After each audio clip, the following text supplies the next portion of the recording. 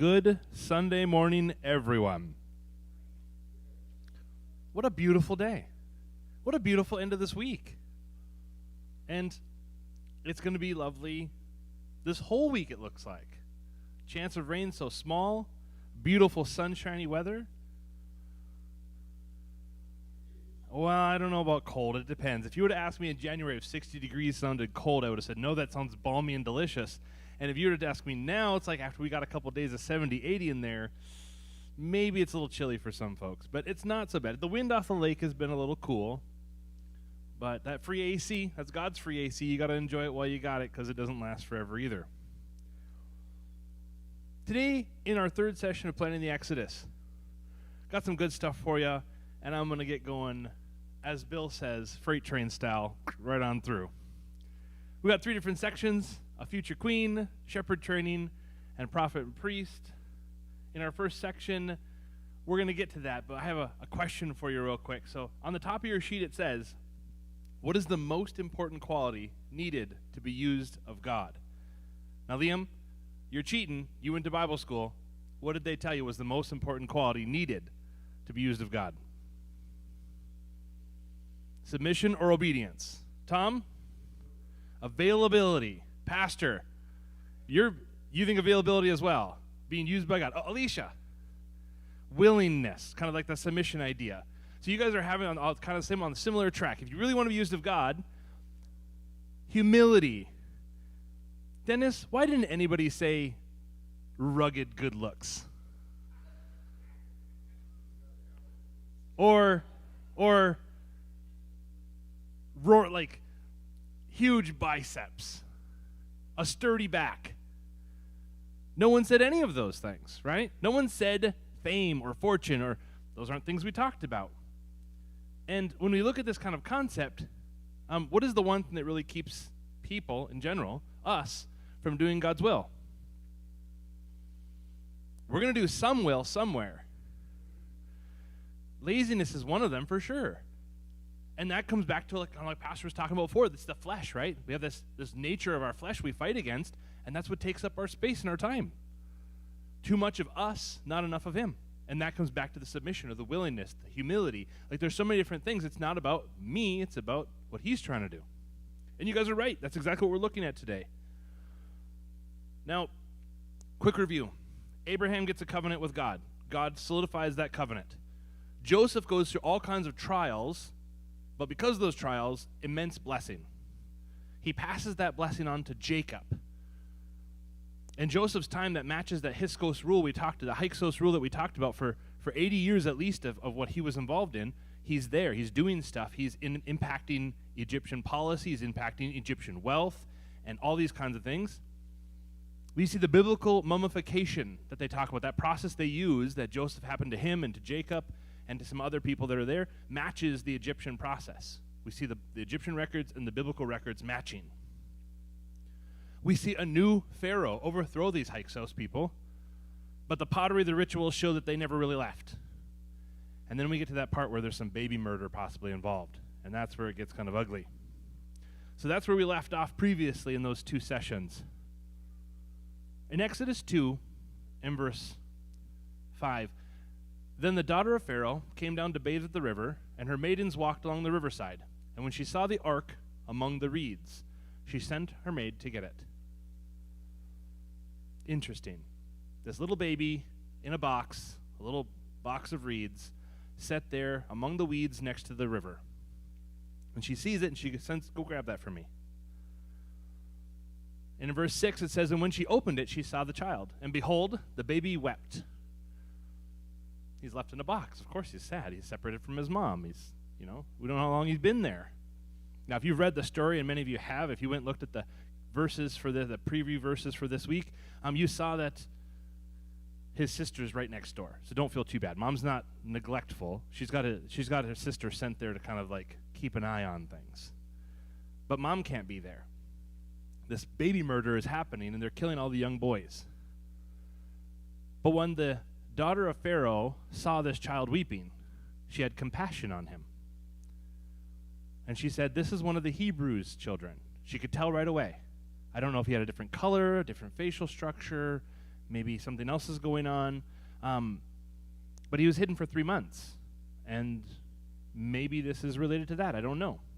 Maybe he was circumcised, and that's how she knew. The Hebrews had a tradition or ritual of circumcision, and so maybe that's how she knew. But either way, she names him Moses because she drew him out of the waters, what the Bible says. Because I drew him out of the water. It's an interesting kind of thought. It's a weird story, though. It's a cute baby. In fact, the Bible makes the point to say that he was an attractive baby and that mom and dad kept him because he was cute. I don't think that's the only reason they kept him, don't get me wrong, but he was cute, they said, and most mothers think their babies are cute. And so to avoid him being killed, she hides him for 3 months until he can no longer be hidden. He's getting too big, too noisy, too obvious. And they put him by the river.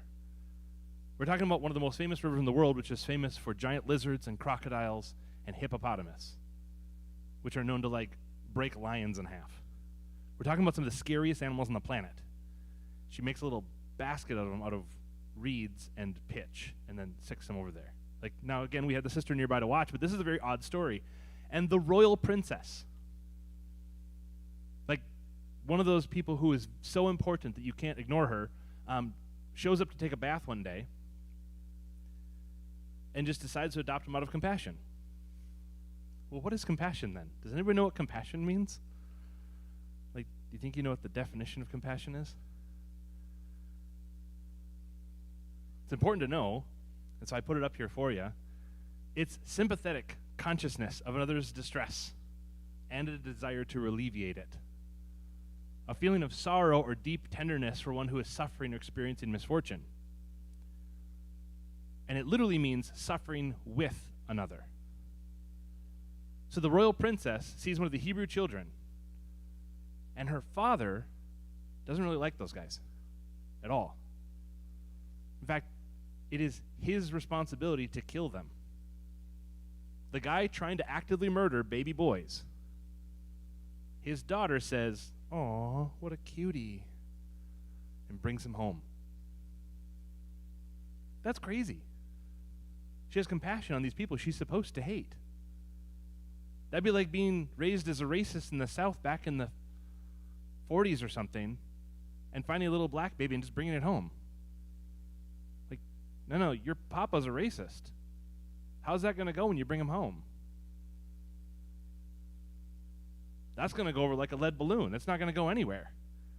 But she brings him home anyway. That's very interesting. We're going to get to talk about this lady, Hatshepsut. But before we do that, I've got to get into some of the Egyptian history so you kind of know where she comes from.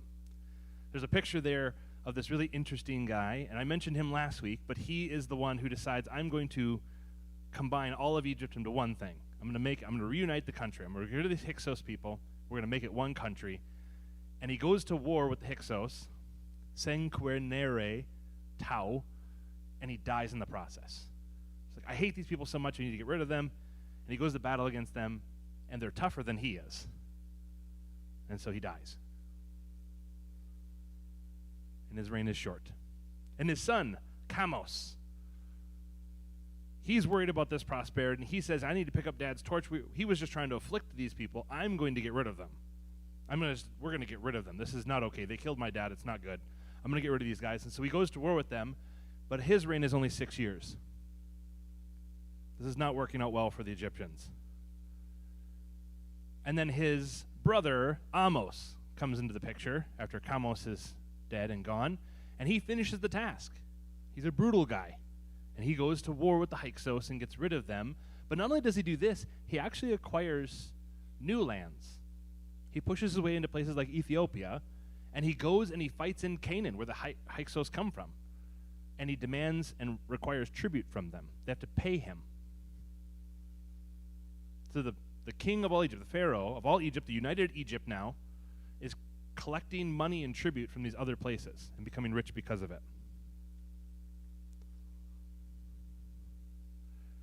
And Amos' son, Amenhotep I, reigns for 21 years. 21 boring years by what history tells us. He doesn't do much. He's just the guy in charge because his dad was tough. Right? His dad got all this stuff done, and he kind of comes into the picture and just gets to ride on his coattails for 21 years. Doesn't really do anything extra. But he does give birth to a son, or not he does, but his wife does. He has a son named Thutmose the First. And Thutmose the First is a little bit famous, but he dies fairly young, sadly. So Thutmose is getting some things done, and he's one of these really powerful and talented guy, and his name means born of Thoth, wisdom. So you can think of him as kind of a good king of the sort, but still they're still pressuring different people. And it is Thutmose the First who they think Moses was born under. So Thutmose, in his wisdom, decides we're going to destroy all the babies. It is possible his father Amenhotep I decided we were going to do this before him, but Thutmose for sure is the one who says we're going to destroy the babies. It's likely he's the one in the Bible that's declared as the one, I'm going to get rid of these kids. It wasn't enough just to afflict them, which Amenhotep certainly did, but his son Thutmose is like, we need to kill them. And they think this is when Moses is born in 1526. But Thutmose had a fully royal daughter. So it wasn't uncommon for Egyptian pharaohs to have like concubines and things, but only the royalty, which is a bloodline thing for them, only the royalty could produce royal children, very much like European royalty. If you know anything about those stories, they married a lot of cousins in those stories. Well, the Egyptians had similar problems, but the problem is all these young guys weren't having enough kids to have all these cousins, which meant there's really only brothers and like half-sisters and things to marry. It gets kind of ugly and complicated here, but the idea is that this lady is born, this fully royal daughter, Hatshepsut. It's a weird name, funny spelling, but they're Egyptian, so we'll give them a break. And she, at the time of Moses' birth, would have been about 10 to 15 years old. It's hard to tell for sure, but somewhere between 10 and 15 years old. So Hatshepsut, Pharaoh's daughter, which is likely to be the girl who did this, would have been just a kid when she found Moses. Now, we can't guarantee it's her. But after today, I think you'll have enough evidence to make up your own mind. A lot of people think it is her, and there's some good reasons for this. See, Thutmose produced a half-royal son, Thutmose II, and then he got sick and died. And when he was getting sick and died, Thutmose I decided, you know what, I can't not have a royal heir. I need to have a royal heir that's not a girl. And so he forces his half-royal son, born of a concubine, to marry his royal daughter, who is 6 years older. So the two of them get married. Thutmose II when he is 18, and Hatshepsut get married when she's 24. That's a lot of Egyptian history to take in so fast. I know, Bill. But you could spend hours and maybe even days doing this and still not understand it fully, so I'm not worried about this part. This isn't the important part anyway. Thutmose II has a royal daughter named Neferere with Hatshepsut. Neferere is the royal daughter. She's considered royal because of her lineage. And he only has a half-royal son with another concubine.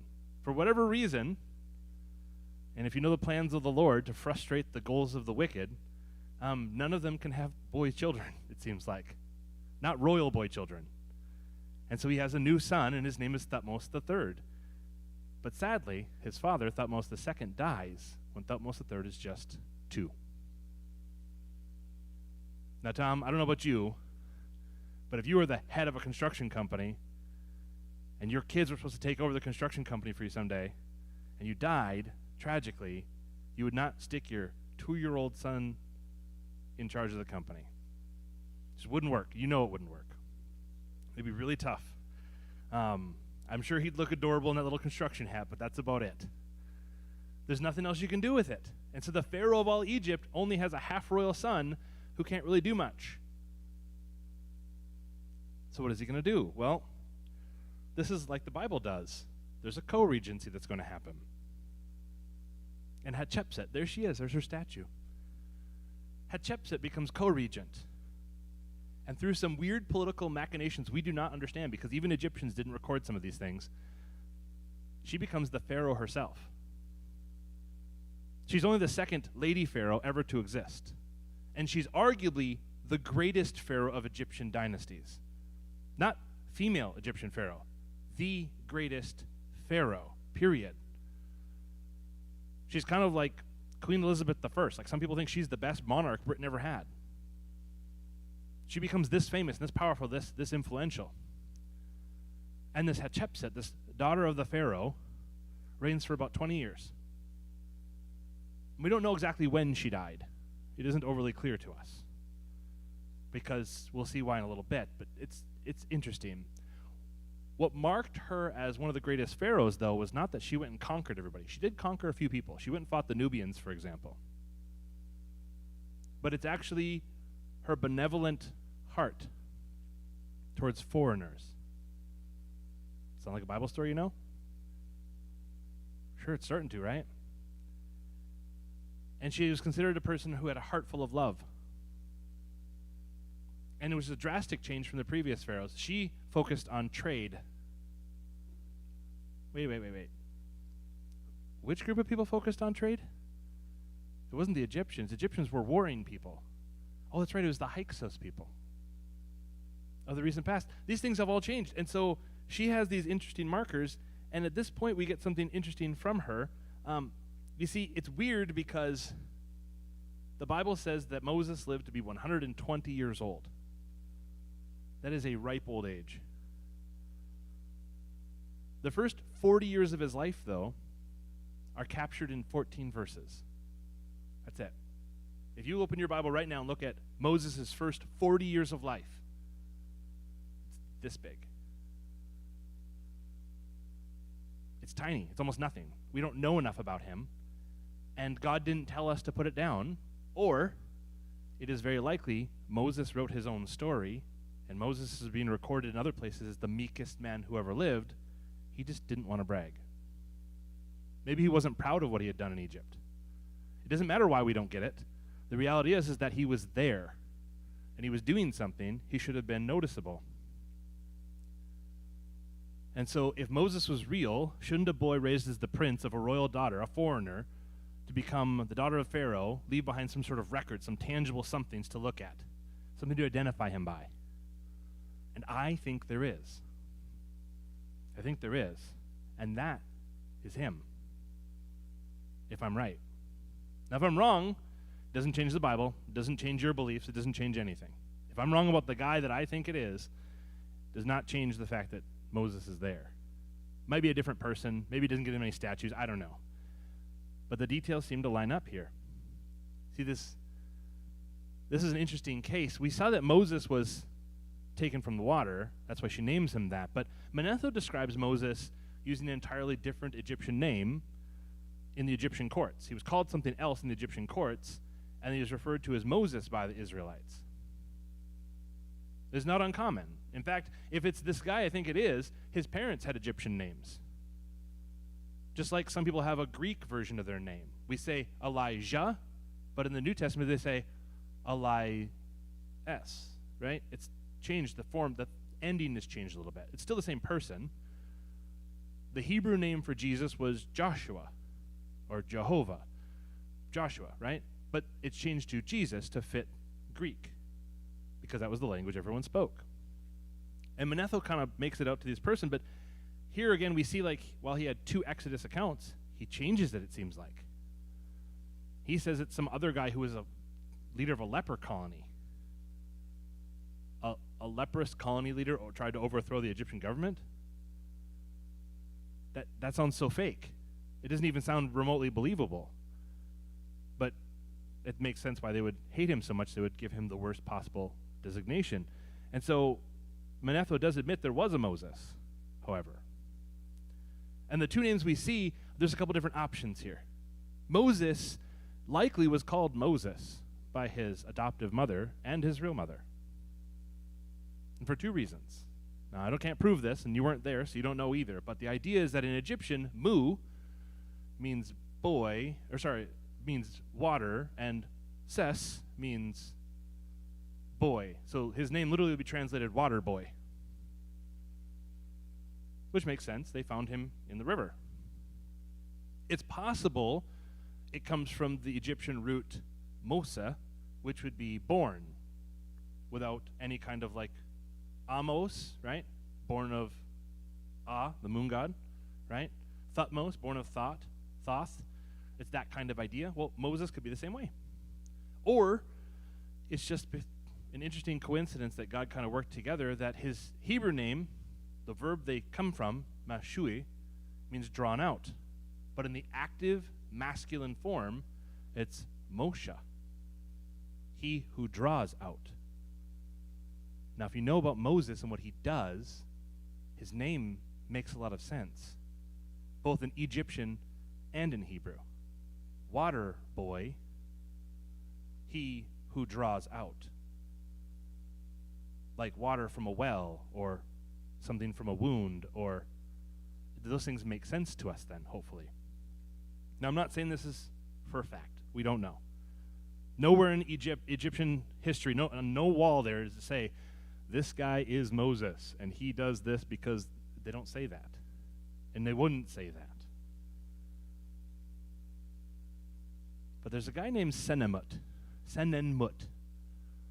which even in Egyptian is a weird name.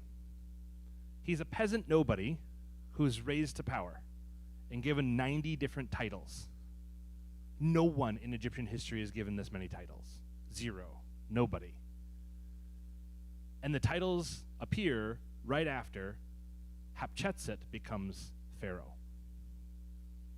So somebody Hatshepsut, Pharaoh's daughter, loves very, very much, a peasant kid, is raised to high levels of power and given many, many titles,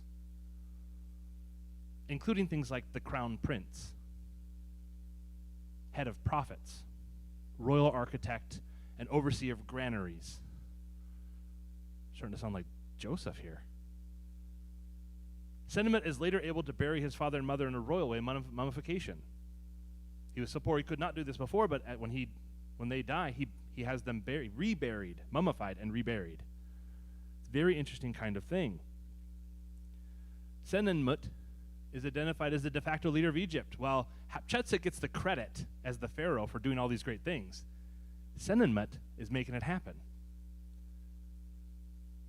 There was a pharaoh, and then he had this guy with a dream, and the guy with the dream ran Egypt as the second in command.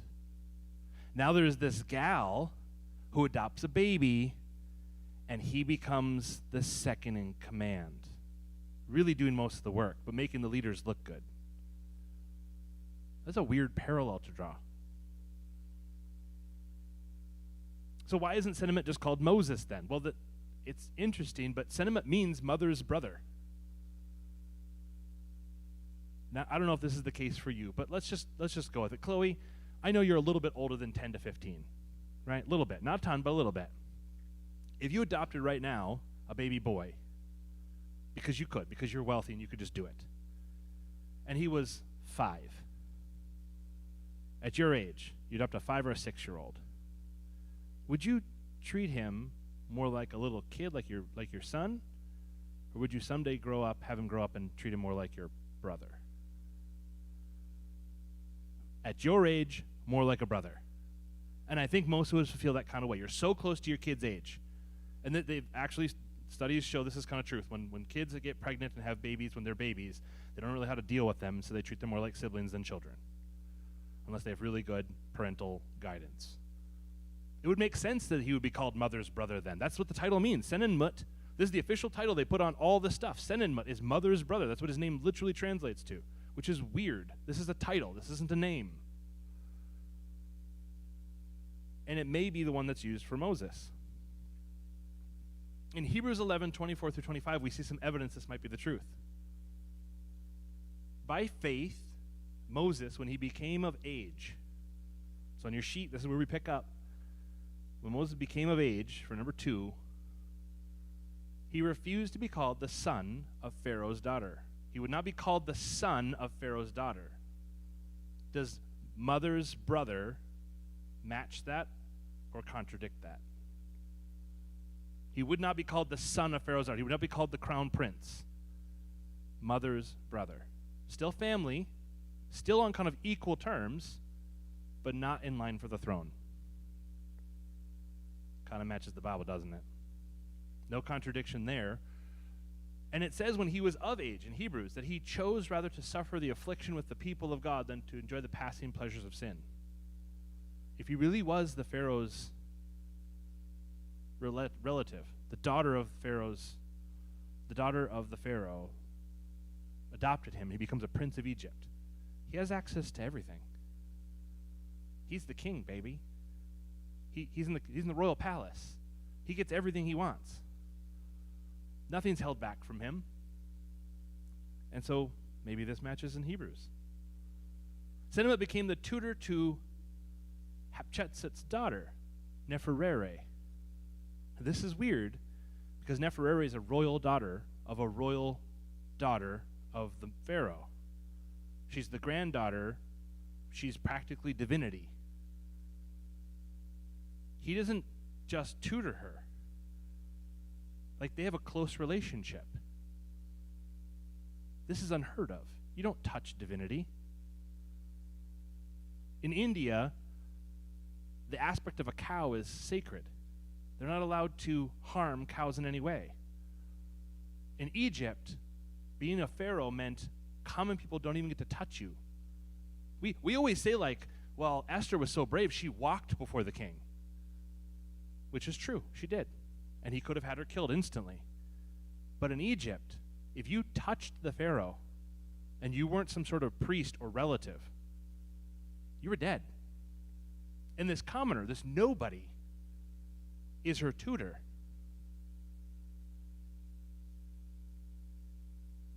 And they made almost a dozen of these that exist still, statues where Neferere, the little girl, is seated or being held by Senenmut. Not only do you do this, you can't even have in Egyptian art, the pharaoh cannot be smaller than a non-divine royal person. They can't even make a statue where the pharaoh is smaller in aspect than a common person. It's impossible. It's not allowed. Which means Senenmut is so important and so valuable that he gets to hold royalty. He gets to train royalty. And he gets statues made of him, not just one, but like I said, dozens of these things. As the steward of God's wife, that's what they called the pharaoh, is the steward of God's wife. Senenmut was a commoner who was made the crown prince. He was a royal tutor to Neferere. He was the chief architect who built most of the things she's famous for. He was the head of prophets, the overseer of granaries, and a supervisor of stone quarry and transportation. Now you might think, well, Dan, this doesn't mean much to me. Like, so you haven't proved it's the guy yet. It could be, but who knows? God's plans go deep. Could this be Moses? For a person as important as Senenmut, it is very strange he has no wife and no children. In Egypt, if you were this important, you got married and you had kids, you were forced to marry and have kids, even if just for political reasons. He has none. Sherry, you've read your Bible. Did Moses have kids in Egypt? Seems like a match still. This is weird. This is multiple weird things in a row that don't make sense, and yet the Bible account lines up every single time. What's really interesting is the royal architect, Hatshepsut's huge mortuary, this big temple that was built, which is unlike any other mortuary temple. No other pharaoh or king of Egypt was ever buried in anything like this. It's totally different. And they said it's like Greek architecture, but it's pre-Greek. We're talking 1,000 years pre-Greek. When they build those beautiful temples, they talk about modern, like we talk about modern wonders of the world, like the Great Wall of China or something. Ancient wonders of the world, there were some Greek ones, right? The Parthenon. This predates that by 1,000 years. 1,000 years before that was built, this was built in Egypt, this mortuary complex. And it's really interesting that it has two sections, an outer courtyard and an inner sanctum. And the outer courtyard is referred to as the sublime, and the inner one is referred to as the sublime of sublimes. A translation of that is the holy place and the holiest of holy. That's really weird for Egyptians, isn't it? That's really strange for Egyptians. And there's all these columns there. Egyptians don't build with columns. They build obelisks and pyramids and step things, maybe a sphinx, but not columns. This is so strange. And here you can see a picture of it. It's massive. And you can see all the pictures small. There's all those little columns in the front. Here's another picture. You get a better sight of it as you walk towards it. Does that look Egyptian to you? Dan, you took some history in grade school. They must have talked about Egypt a little bit. Does that look Egyptian to you? Doesn't to me either.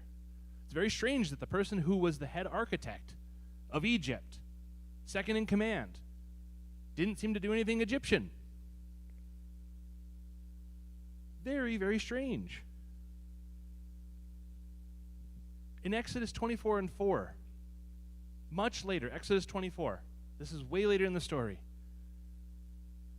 It says, and he, referring to Moses, rose early in the morning and built an altar at the foot of a mountain, like he'd had practice. And 12 pillars, according to the 12 tribes of Israel, as if he'd had practice. When on earth did Moses learn to build pillars? Well, in those 14 short verses, we have no clue about. It says very clearly that he built an altar at the foot of a mountain with pillars. This is very strange, but maybe not so strange. Senenmut's tomb was interesting. His own tomb was adjacent to Hatshepsut's, his adoptive mother's. The tomb was weirdly incomplete. It never got finished.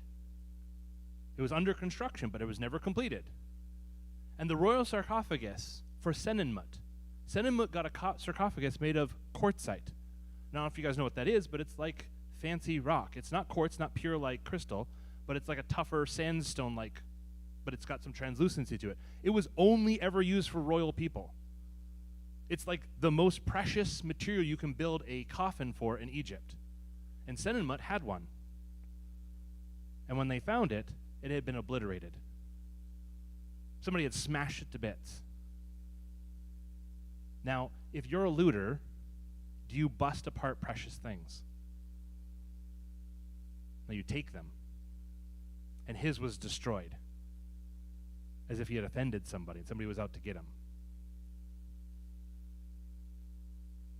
Senenmut, with Hatshepsut's tomb, which he built, it received similar damage, both of which likely happened under the reign of her grandson, Thutmose III's child, Amenhotep II. Now, it is likely Thutmose III did erase her name from some things to legitimize male pharaonic lineages, to take away from her achievement, right? We can't have no girl showing us up.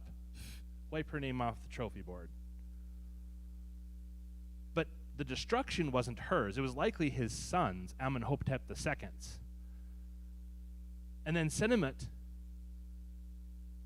with his unfinished tomb, and with all the problems that were going on, and his 90 titles, the most important guy arguably in Egypt at the time, the one who built all these great things that she is famous for, Hatshepsut, disappears completely. We know nothing about him. He is erased from history, as if he no longer existed.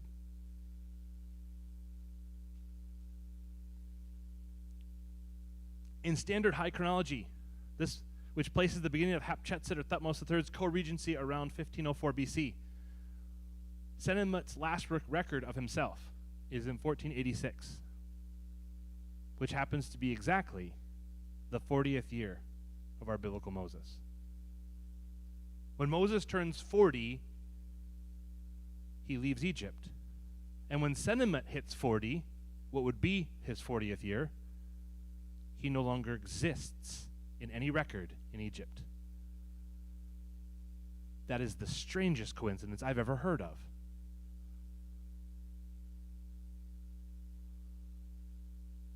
One of his inscriptions that still remains, even though they tried to erase him from history, they went back and vandalized his tomb and vandalized his materials. One of them says this: The steward Senmut.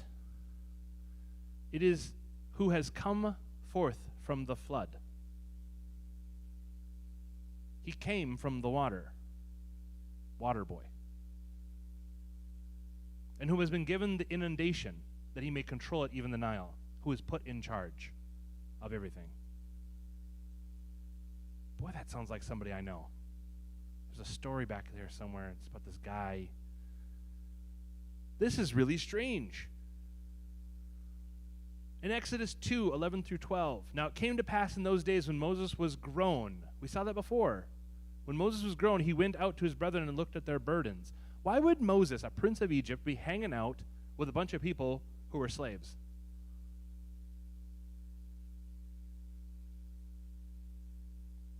And he saw an Egyptian beating a Hebrew. Some Egyptian guy's out there beating a Hebrew. And he knows this is a Hebrew. He can tell. One of his brethren. So he looked this way. And he looked that way. And when no one was there, wipes him out. And he buries him in the sand. Why does he look this way and that way? Well, he doesn't want to get caught, obviously, right? Because what he did, he knew what he did wasn't very good. Now, was it good to defend people? Sure. But maybe he went too far with this part.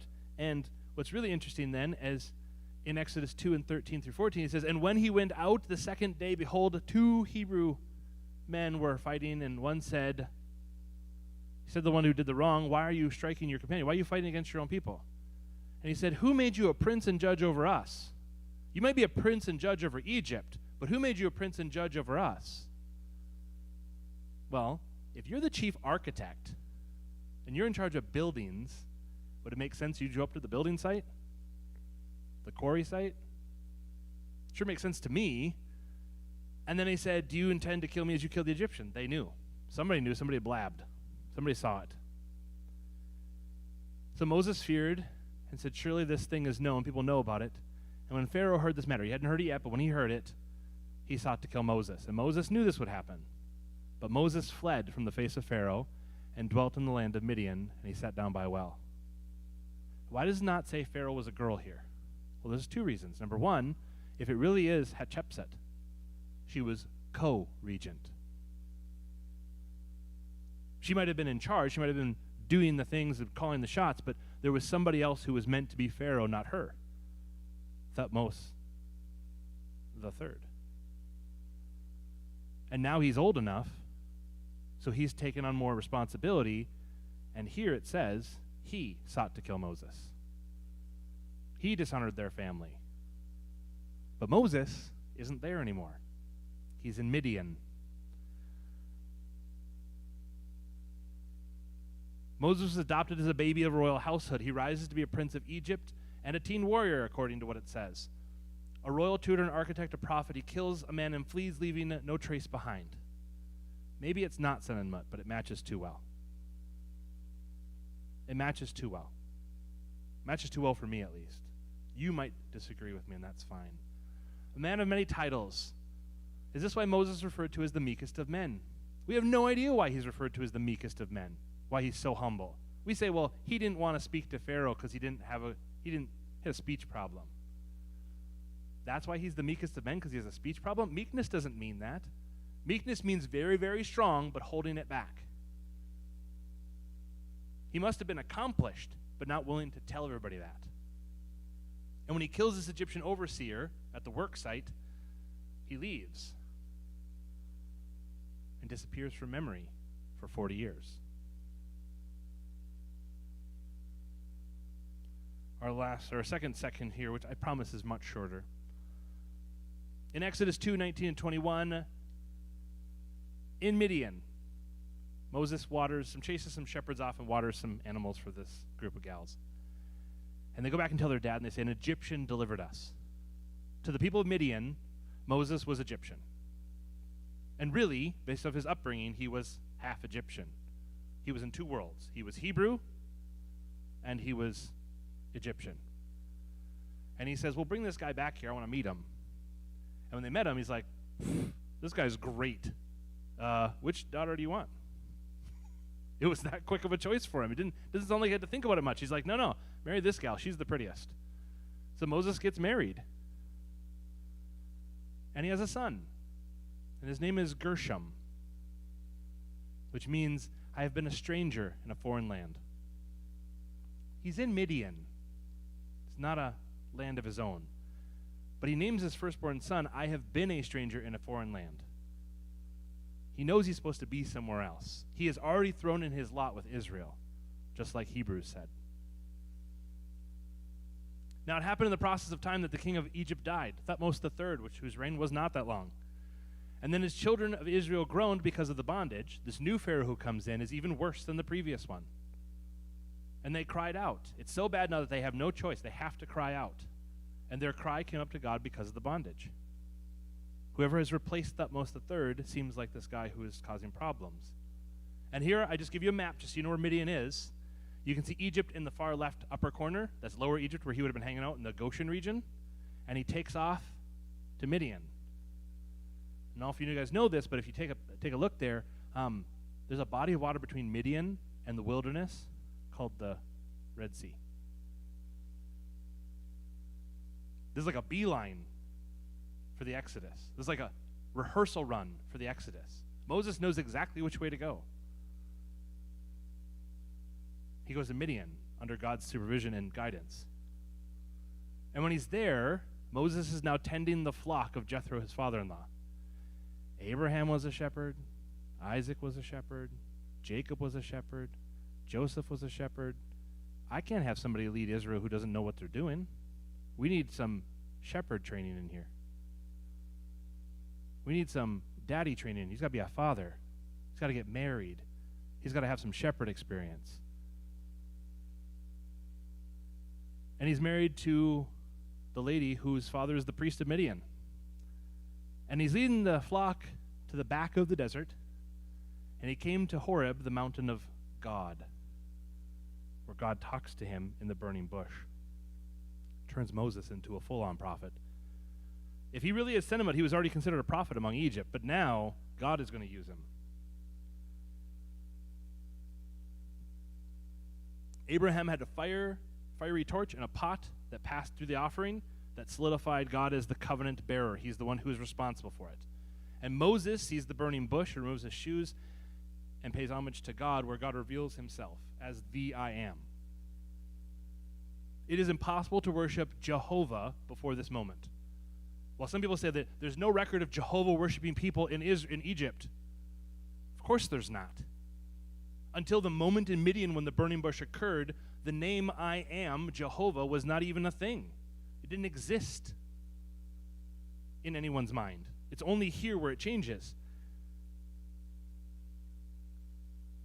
In Exodus 3:11, who am I that I should go to Pharaoh, he says. Some of that meekness we talked about. And you should bring out the children of Egypt. And he gets a weird promise from God here. God does not say, do this and I'll do that. Do this and I'll... He says, you're going to know I'm with you when you have brought the people out of Egypt. After you've done the deed, you'll know it was me. God doesn't trust most people this way. And you shall serve God on this mountain, the one he's at. He has to come back here with all these people. He says you will have to bring them back to this mountain. You will have to pass the Red Sea to get here to worship on this mountain. And then you'll know I was with you. It's a weird promise for him. In Exodus 3, it says, I am sure that the king of Egypt will not let you go. So I will stretch out my hand and strike Egypt with all my wonders. And after that they will let you go, and I will give this people favor in the sight of the Egyptians. You shall not go out empty-handed. It says that you shall plunder the Egyptians. You'll walk away wealthy. Where did Egypt get all this money from in the first place? They were a divided kingdom, falling apart, couldn't do anything. Until another group of people came in and established strong trade. And then somebody took them over, took their wealth, and then started conquering other nations and demanding tribute from places like Canaan and Nubia and Ethiopia.